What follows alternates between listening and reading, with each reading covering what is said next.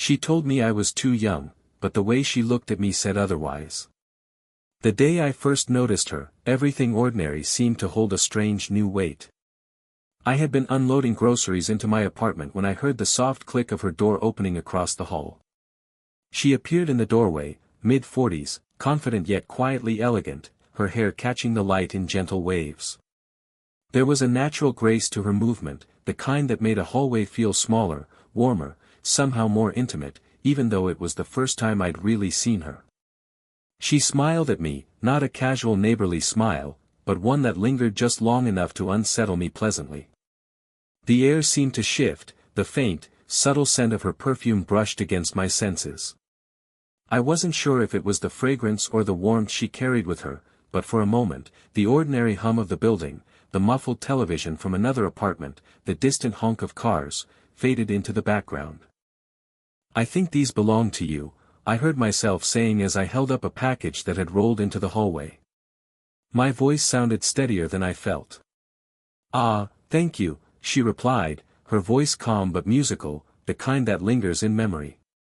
She stepped closer to take the package, and as our hands brushed, a small shock of awareness passed through me. It was not just touch, it was the subtle, grounding pressure of her fingers, the careful way she held the box as if making sure it felt secure in her hands. There was a pause, neither of us speaking, just the quiet exchange of glances. I noticed the curve of her smile, the soft tilt of her head, the faint crease at the corner of her eyes that hinted at laughter and life lived fully. My own heartbeat picked up, not from fear, but from a kind of quiet fascination I hadn't expected. "I haven't seen you around much," she said lightly, her tone warm but curious. I nodded, fumbling for a reply, aware of the distance between us shrinking in subtle, almost imperceptible ways. It was a fleeting interaction, barely a minute, yet it left a mark. As she turned to retreat into her apartment, I noticed the sway of her steps, the gentle rhythm that seemed to pull the world slightly closer. Even after the door clicked shut, the warmth of her presence lingered in the hallway, and in me, a quiet, unacknowledged curiosity had taken root. That brief moment, her smile, the light touch of our hands, the soft cadence of her voice, planted the first seed of something I hadn't yet named. Something dangerous only because it felt unexpected, a slow, quiet pull toward her that promised complexity, tension, and maybe, if I was brave enough, a story that neither of us could have anticipated. It didn't take long before our hallway encounters became more than mere passing greetings. One late afternoon, I was returning from a run, slightly winded and flushed, when I saw her watering her small balcony garden. Sunlight caught the tips of her hair, turning it into a halo of soft gold. She glanced up, smiled knowingly, and I realized that in her eyes, there was recognition, not just of me, but of the moment we shared, as though the air between us held its own quiet conversation. "You're back earlier than usual," she said lightly, a teasing lilt in her voice.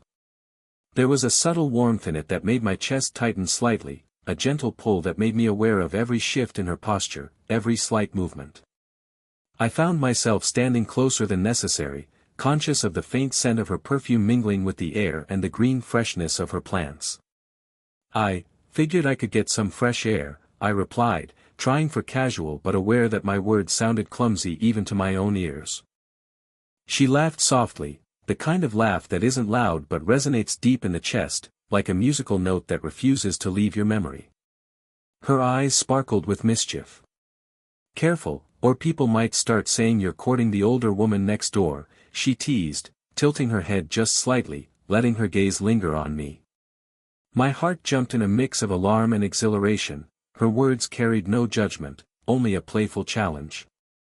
"I might be old enough for you," I blurted before I could stop myself, immediately regretting the boldness even as her smile widened. She didn't laugh in mockery, instead, she regarded me with a quiet, amused curiosity that made me want to explain, defend, and simply exist in her attention all at once.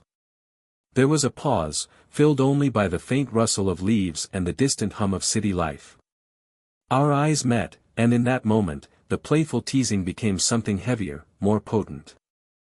I noticed how her shoulders relaxed slightly, the way she tucked a loose strand of hair behind her ear, and the subtle way she leaned ever so slightly closer as if to confirm that the space between us wasn't entirely accidental. "Don't let your confidence get ahead of your experience," she said softly, her tone bordering on a warning, but layered with warmth that hinted at unspoken understanding. My chest tightened at the duality, caution mixed with invitation, distance mixed with closeness. Even after I turned to leave, the echo of her laughter and the weight of her gaze followed me. That brief exchange had shifted something inside me. The playful boundaries she drew weren't walls, but markers of a dance I was eager, and perhaps foolish, to learn. Our encounters began to accumulate into small, quiet rituals.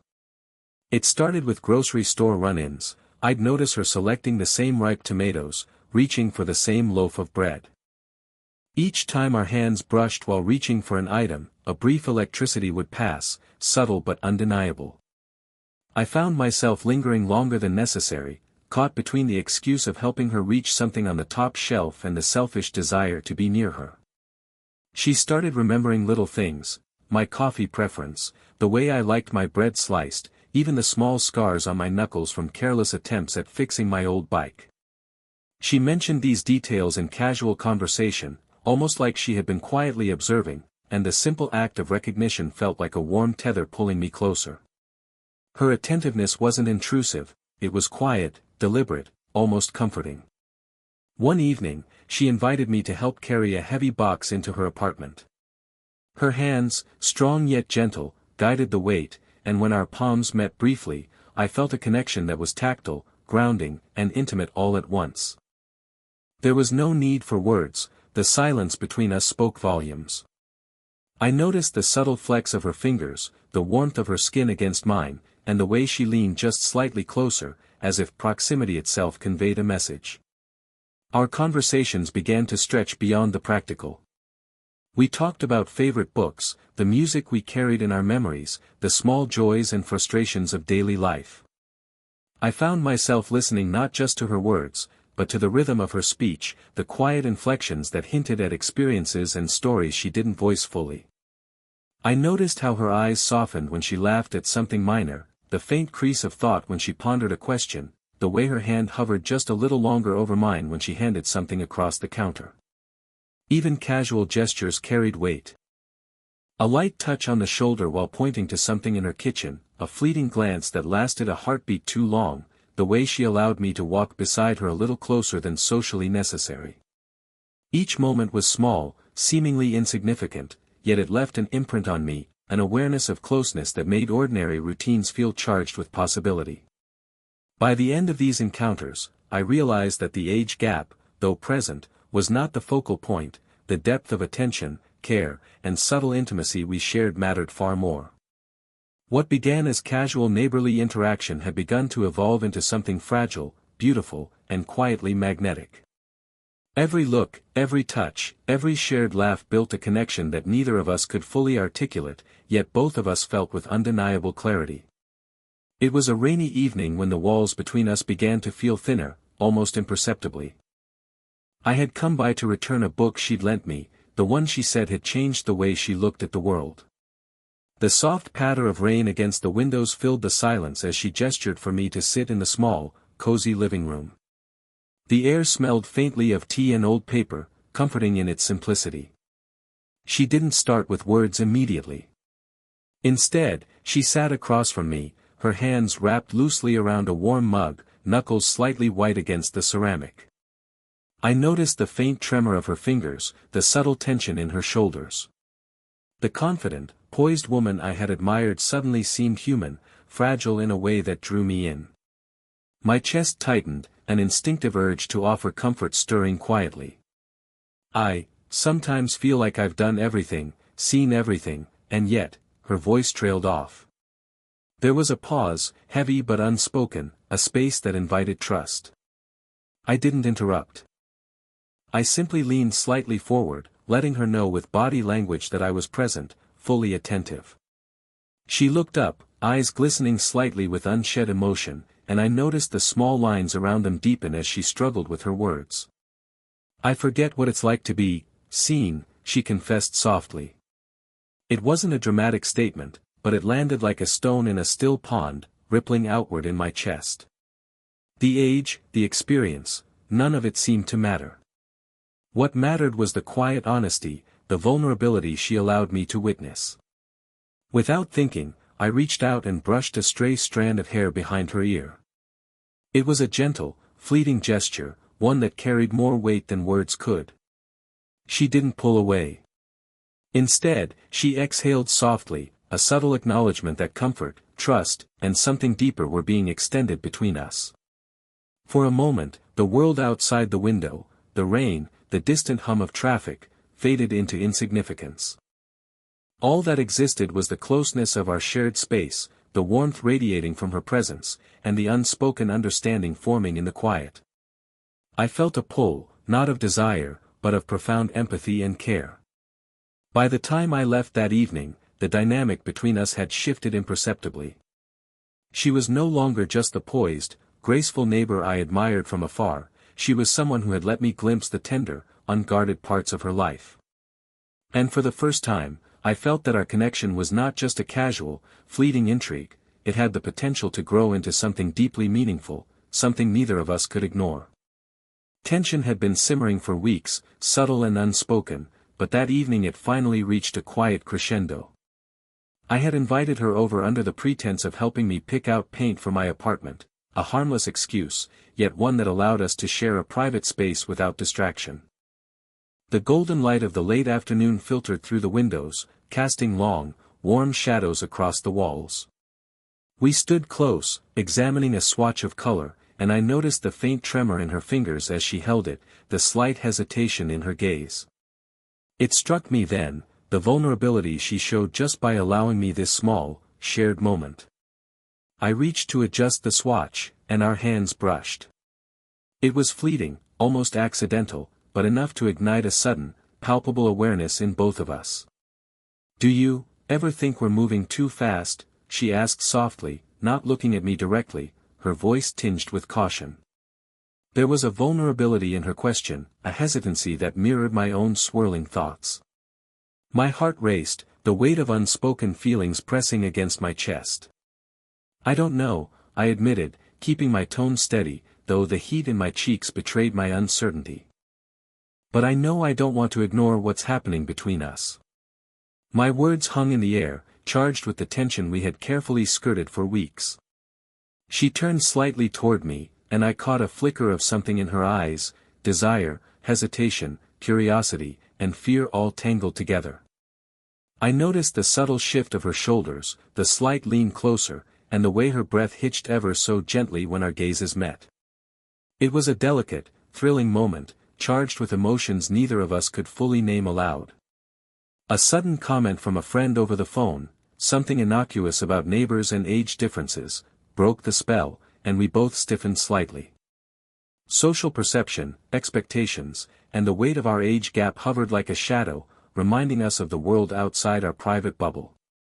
Yet even in that pause, our hands remained almost touching, the energy between us crackling quietly, refusing to dissipate. Finally, I reached out and gave her hand a hesitant squeeze, a simple gesture that conveyed reassurance, understanding, and desire all at once. She didn't pull away, instead, she let herself linger, the warmth of her palm pressing into mine, grounding both of us. That single touch carried everything we hadn't dared to speak, curiosity, longing, fear, and the quiet thrill of possibility. By the time I left that evening, the air between us was taut with anticipation. The unspoken feelings we had both carefully contained now pressed forward, undeniable and real.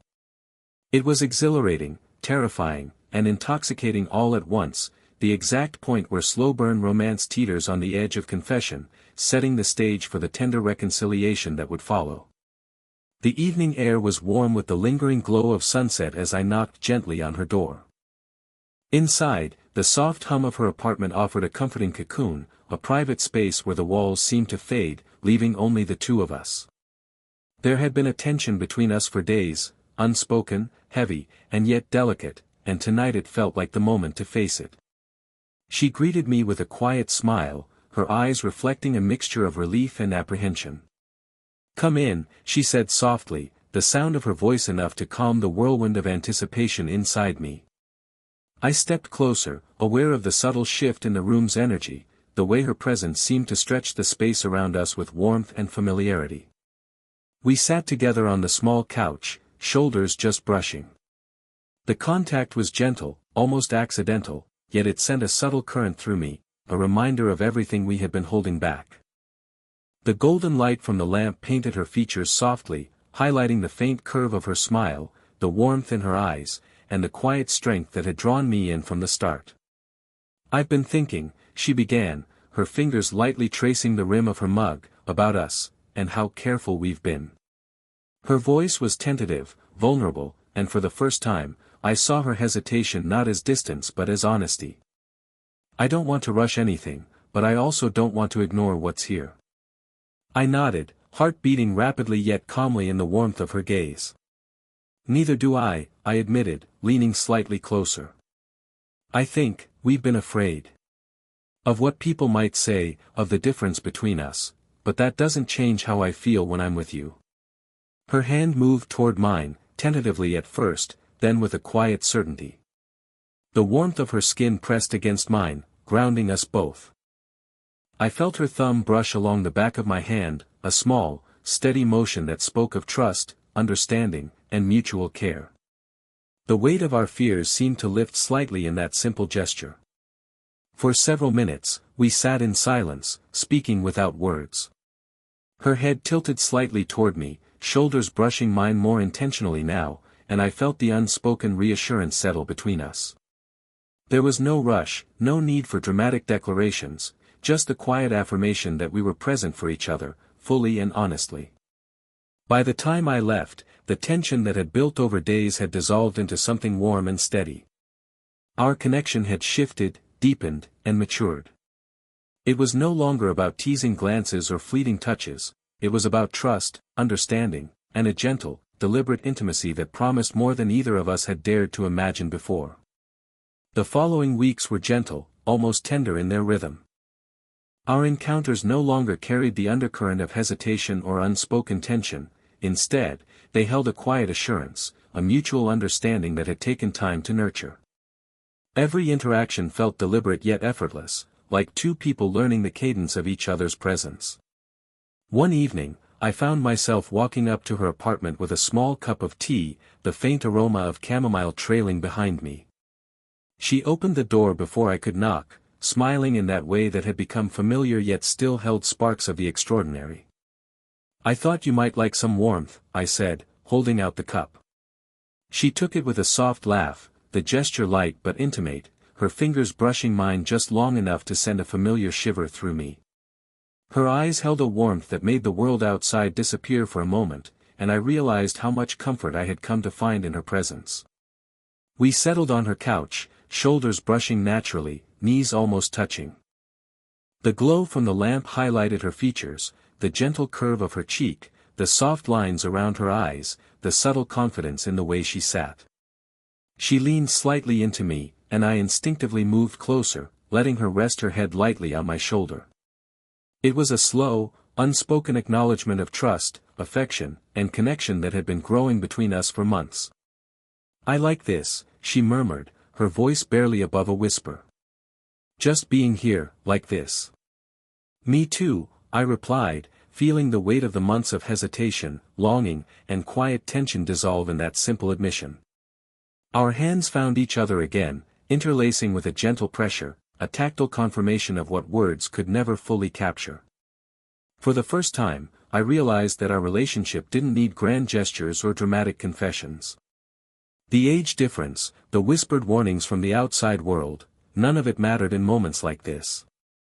What mattered was presence, understanding, and the slow, deliberate cultivation of intimacy that respected boundaries while allowing affection to flourish naturally.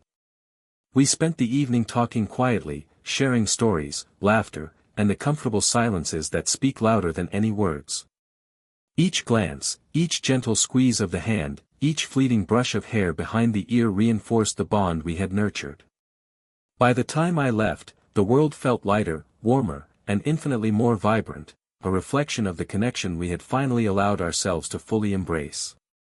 That night, as I walked back to my apartment, I carried with me the certainty that what we had built was enduring, a relationship defined by mutual respect, tender affection, and a slow-burning romance that had matured into something quietly extraordinary, a story we could cherish without fear or hesitation. If you felt the tension, the quiet moments, and the warmth of this age-gap romance, don't forget to like this video and subscribe for more slow-burn love stories. Share your thoughts in the comments. Have you ever felt a connection like this, where every glance and touch spoke louder than words?